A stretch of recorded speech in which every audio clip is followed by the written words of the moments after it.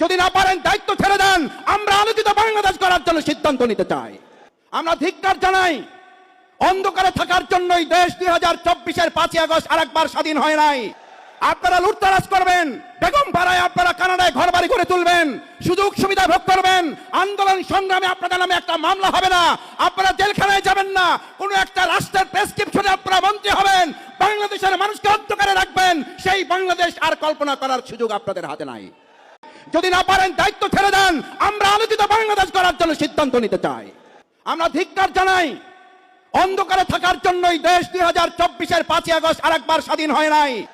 আপনারা লুটতরাজ করবেন, বেগম পাড়ায় আপনারা কানাডায় ঘরবাড়ি করে তুলবেন, সুযোগ সুবিধা ভোগ করবেন, আন্দোলন সংগ্রামে আপনাদের নামে একটা মামলা হবে না, আপনারা জেলখানায় যাবেন না, কোন একটা রাষ্ট্রের প্রেসক্রিপশনে আপনারা মন্ত্রী হবেন, বাংলাদেশের মানুষকে অন্ধকারে রাখবেন। সেই বাংলাদেশ আর কল্পনা করার সুযোগ আপনাদের হাতে নাই।